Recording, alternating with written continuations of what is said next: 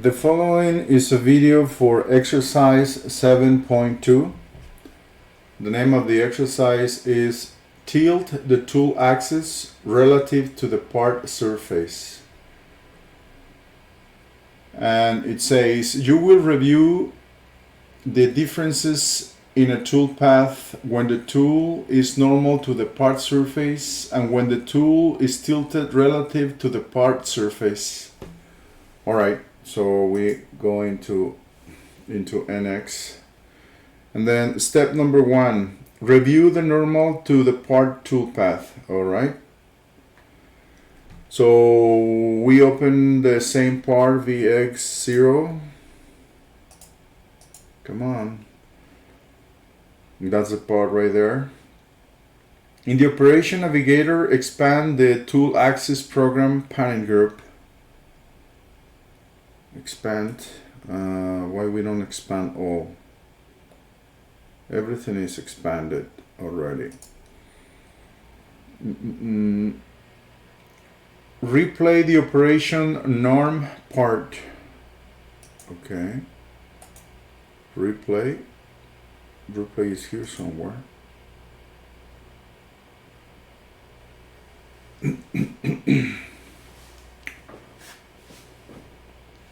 View the toolpath. Note the tool axis is a first pass. No. View the toolpath. Note the tool axis in the first pass. The tool axis is normal to part, always perpendicular to the part geometry. Yeah, okay. Let's see if we can see it better here. Toolpath. Verify. Yeah, basically anytime we move the tool around, the tool axis of the tool is always perpendicular to the part surface. That's what the exercise is trying to say. Doesn't matter where the tool is, the center line of that tool will always be perpendicular to that surface.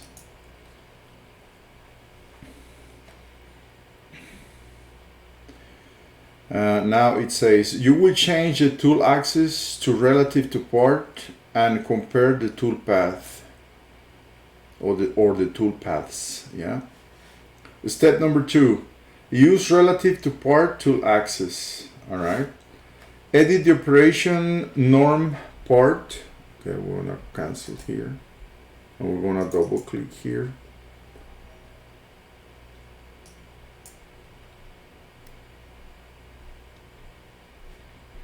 In the variable contour dialog box, in the tool axis group, from the axis list, select relative to part. All right, so tool axis is here. Yeah. So we're gonna pick, instead of relative to part, it's already relative to part. No, it's normal to part. So we need to pick relative to part. Relative to part. There it goes. Okay. You are prompted to change the lead and the tilt angles. Use the defaults of 0. Click OK. Okay. Click generate. We click on generate.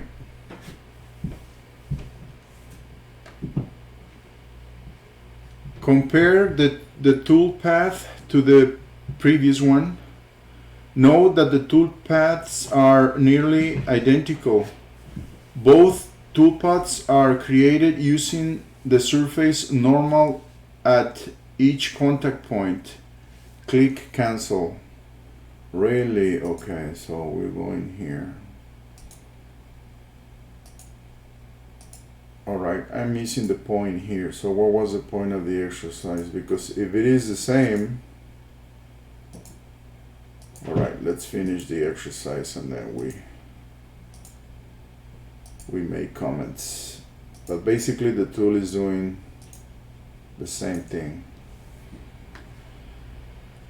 All right, we click cancel here. Then we click cancel here.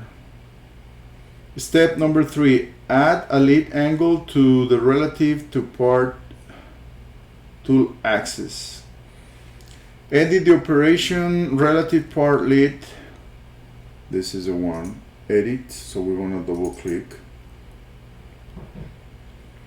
In the variable contour dialog box in the tool axis group, from the axis list, select relative to part. Okay, so here we're going to select relative to part. There it goes. In the relative to part dialog box, set the following parameters. Tool axis group lead angle equals 30. Enter. Maximum lead angle 35. Maximum lead angle 35.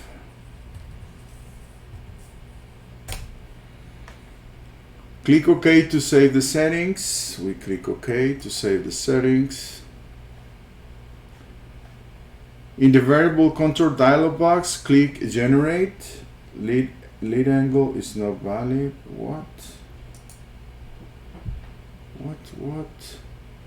I did something wrong. Lead angle is 30. And maximum lead angle is 35, so it's good. Why is it giving me this message?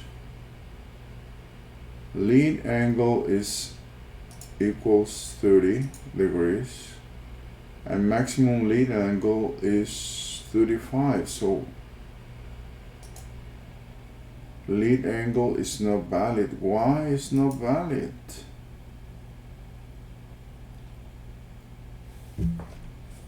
Should be minus 30. Okay. No, it's not valid either. Let's say 15. Enter. Okay. Lead angle is not valid. Why not? We said relative to part.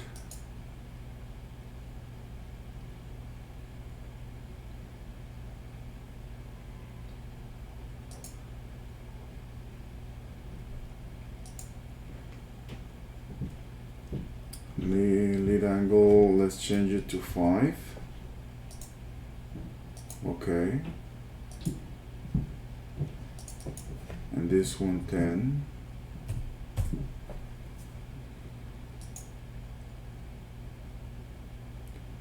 Oh, that's why, because this one should be 30. Because I'm not taking the time to read, that's why. Maximum lead angle, it should be 35.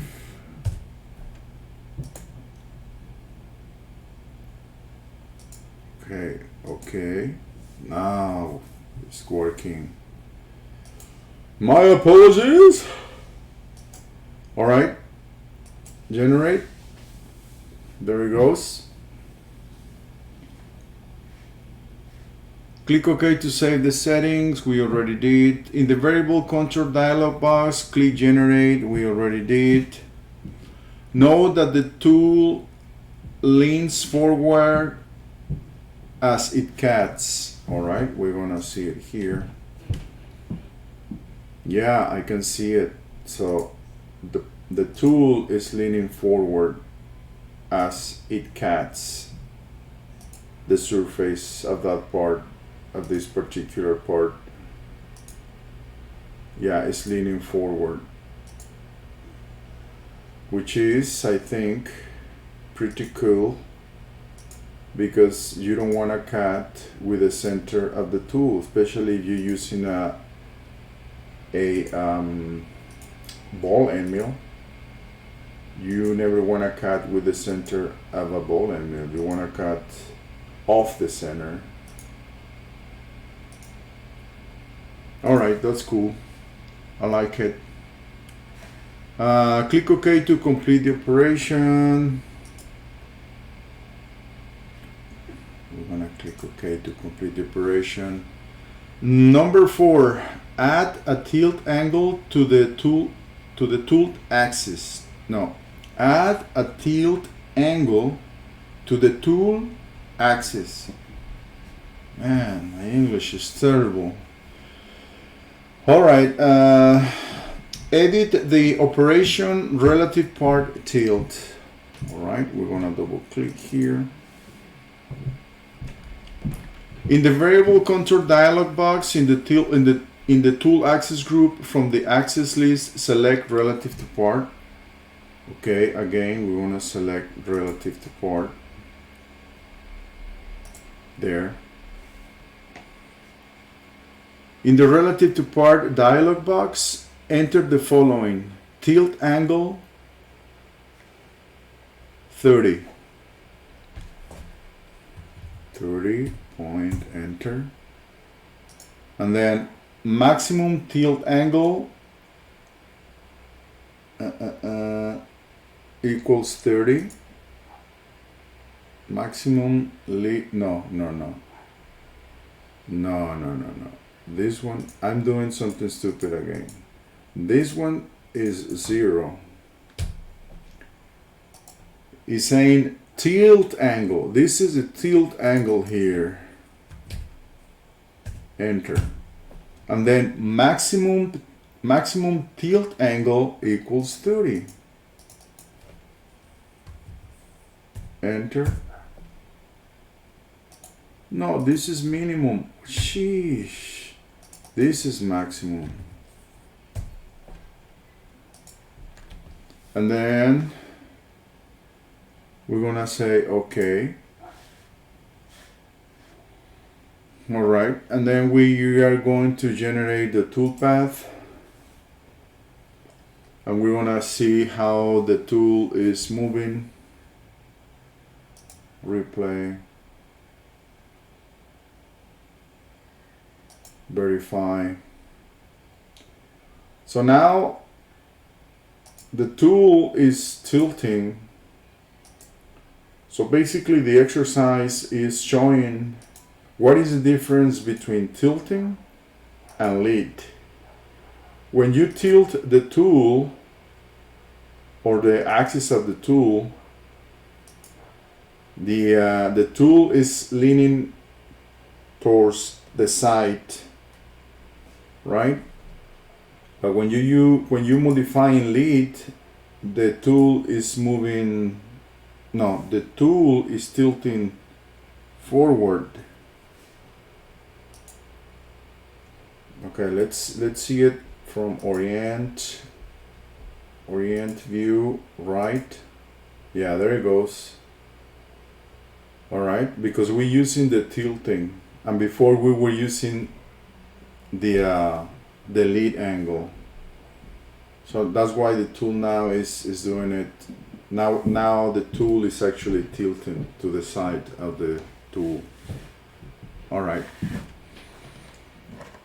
It says, note that the tool tilts to the right side, to the right as it cuts. Okay, yeah, we noticed that. Let's fight with this thing a little bit here. Click cancel. Obviously it's talking about this. Click cancel and close the part. Obviously we want to close the part without saving.